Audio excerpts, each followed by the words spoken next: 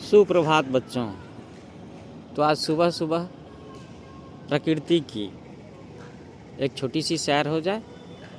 मैं आपको गंगा नदी दिखा रहा हूँ, ये पुल दिख रहा होगा और इसके साथ ही बगल में है ये छोटा सा उपवन।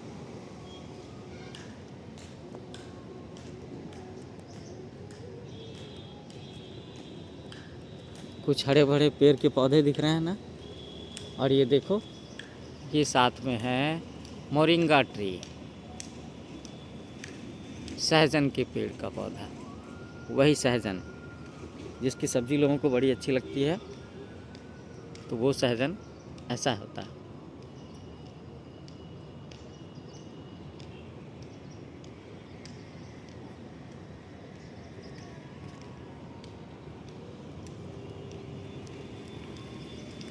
आओ मैं तुम्हें बांस का पेड़ दिखलाता हूँ, बैम्बू ट्री। बांस के पेड़ मुझे बहुत आकर्षित करते हैं, बहुत रोमांचित करते हैं, है ना। कितनी ऊंचाई तक जाते हैं वो, सोचो सोचो। ताड़ के पेड़ के इतने ऊंचे, हाँ कुछ बांस के पेड़ तो ताड़ के पेड़ के इतने ऊंचे भी जाते हैं, कुछ उससे भी ऊपर जाते हैं। तो ये देखो, ये है बांस का पेड़। और तुम्हें पता है बांस का पेड़ किस प्रजाति का पौधा है? ये उसी प्रजाति का पौधा है जिस प्रजाति का घास होता है। घास, बांस, गन्ना, ये सब के सब एक ही प्रजाति के पौधे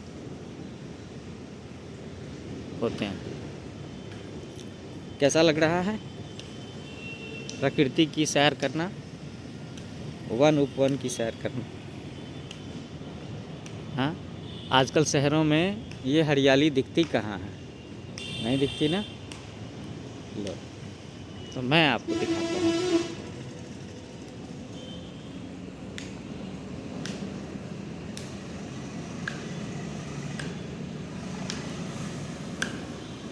और भगवान की पूजा मतलब प्रकृति की पूजा, तो ये एक बनियान ट्री है, बरगद का पौधा। आप देखो इसकी पूजा हो रखी है और रोज़ पूजा होती है।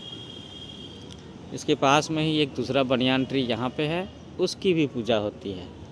तो अगर आपको कभी गांव जाने का मौका मिले, सबर्बन एरिया में जाने का मौका मिले, तो आप इस तरह के दृश्यों को देख सकते हैं कि अक्सर लोगों ने बड़े बड़े पीपल के पेड़ के पास में, बरगद के पेड़ के पास में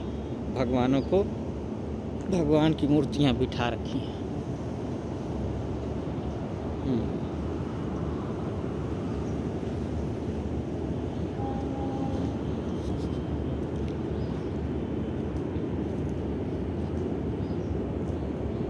तो इस पेड़ की भी पूजा हो रखी है, इसमें भी लाल धागे लपेटे गए हैं। तो सभ्यता की शुरुआत से ही मनुष्यों का बड़ा लगाव रहा है प्रकृति के साथ में। प्रकृति के बिना मानव जीवन की कल्पना नहीं कर सकते हम लोग। तो प्रकृति के प्रति अपनी श्रद्धा, अपना उद्गार, अपनी भावनाओं को व्यक्त करने के लिए अक्सर लोग प्रकृति की पूजा करते आए हैं। प्रकृति की पूजा करना, नदी की पूजा करना, जंगल की पूजा करना, ज़मीन की पूजा करना। तो भगवान प्रकृति में ही तो बसते हैं, है ना। तो ये सारे देवी देवता देखिए,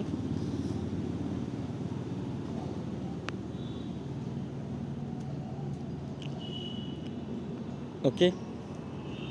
मैं फिर मिलता हूँ आपसे, और फिर से कभी आपको इस तरह के दिलचस्प नज़ारों का, सुंदर प्राकृतिक छटा का दर्शन करवाता हूँ। Thank you for watching. फिर मिलते हैं।